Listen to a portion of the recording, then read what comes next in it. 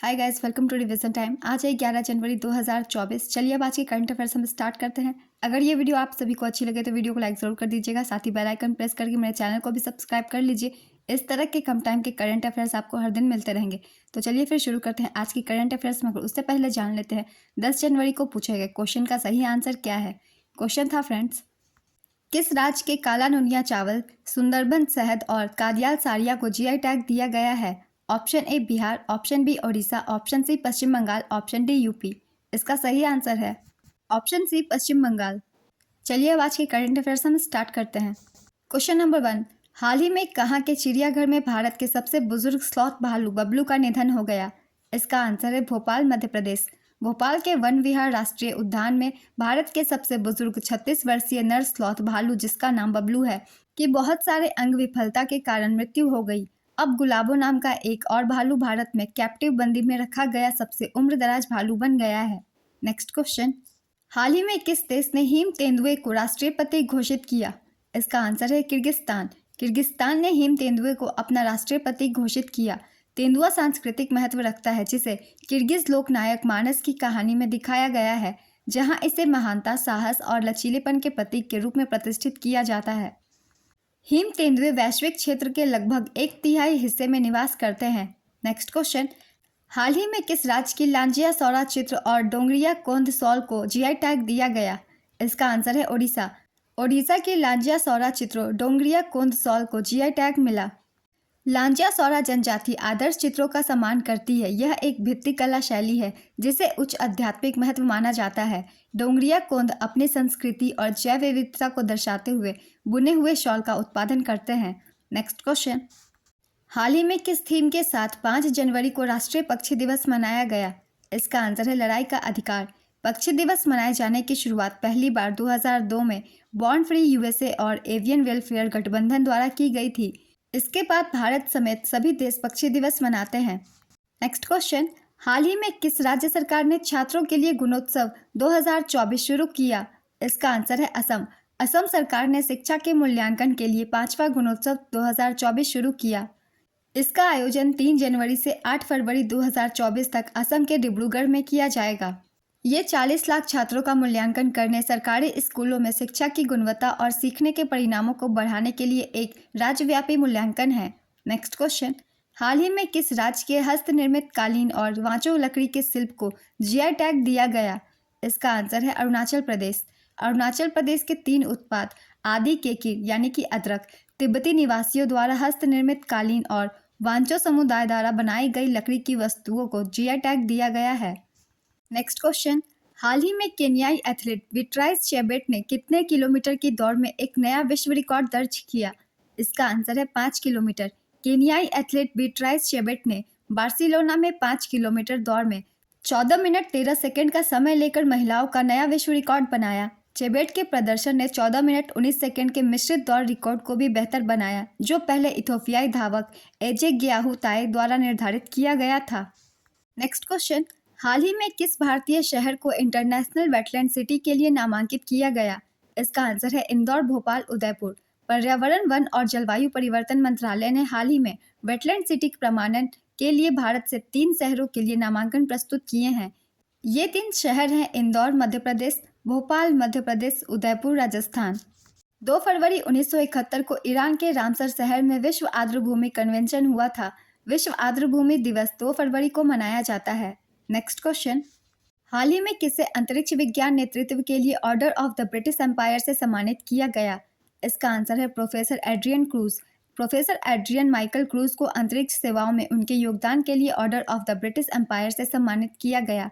Professor Adrian Michael Cruise Birmingham विश्वविद्यालय में गुरुत्वाकर्षण तरंग अनुसंधान समूह के एक प्रमुख व्यक्ति हैं। यूके और यूरोप भर के वैज्ञानिक और engineer laser interferometer space antenna पर सक्रिय रूप से काम कर रहे हैं, जो एक अंतरिक्ष आधारित गुरुत्वाकर्षण तरंग वेधशाला है, जिसे 2030 के दशक के मध्य में लॉन्च किया जाना है। माइकल क्रूज भी इसी मिशन के वर्तमान में हिस्सा हैं। नेक्स्ट क्वेश्चन, हाल ही में किस मंत्रालय ने प्रेरणा कार्यक्रम लॉन्च किया। इसका आंसर है शिक्षा मंत्रालय। शिक्षा मंत्रालय ने छात्रों के लिए प्रेरणा कार्यक्रम लॉन्च किया। इस अनूठी पहल का उद्देश्य 9वीं से 12वीं कक्षा के छात्रों को नेतृत्व गुणों के साथ सशक्त बनाना और उन्हें एक सार्थक, अद्वितीय और प्रेरणादायक अनुभव प्रदान करना है। राष्ट्रीय शिक्षा नीति 2020 को लागू करने की आधारशिला के रूप में भी इसे देखा जा रहा है। वर्तमान के केंद्रीय शिक्षा मंत्री धर्मेंद्र प्रधान हैं। नेक्स्ट क्वेश्चन, जनवरी 2024 में एशियाई विकास बैंक का कार्यकारी निदेशक किसे नियुक्त किया गया? इसका आंसर है विकासशील। वरिष्ठ आईएएस अधिकारी विकासशील एशियाई विकास बैंक के कार्यकारी निदेशक बने। एडीबी की स्थापना 1966 में हुई थी। इसका मुख्यालय मनीला, फिलीपींस में स्थित है। मात्सुगु अस्कावा एडीबी के वर्तमान अध्यक्ष हैं। नेक्स्ट क्वेश्चन, हाल ही में किसने पृथ्वी विज्ञान नामक योजना का अनावरण किया? इसका आंसर है नरेंद्र मोदी। कैबिनेट ने पृथ्वी विज्ञान की व्यापक योजना पृथ्वी विज्ञान को मंजूरी दी। इस योजना का अनावरण प्रधानमंत्री श्री नरेंद्र मोदी ने किया। इस योजना की लागत 4,797 करोड़ रुपए है। यह कार्यक्रम 2026 तक चलेगा। नेक्स्ट क्वेश्चन, हाल ही में जारी भारत में महिलाओं के लिए शीर्ष शहर 2023 सूचकांक में कौन सा शहर शीर्ष पर है? इसका आंसर है चेन्नई। चेन्नई भारत में महिलाओं के लिए शीर्ष शहर 2023 सूचकांक में सबसे ऊपर रहा। इस रिपोर्ट को अवतार समूह द्वारा जारी किया गया है। अवतार समूह द्वारा सिटी इंक्लूजन स्कोर के आधार पर भारत में महिलाओं के लिए शीर्ष शहर 2023 जारी किया गया है। चेन्नई, बेंगलुरु, पुणे, मुंबई और हैदराबाद भारत में महिलाओं के लिए शीर्ष 5 शहर बनकर उभरे हैं। नेक्स्ट क्वेश्चन, हाल ही में विश्व युद्ध अनाथ दिवस कब मनाया गया? इसका आंसर है 6 जनवरी। विश्व युद्ध अनाथ दिवस 6 जनवरी को मनाया जाता है। यह उन बच्चों के बारे में जागरूकता बढ़ाने के लिए मनाया जाता है जो युद्धों के कारण अनाथ हो गए हैं।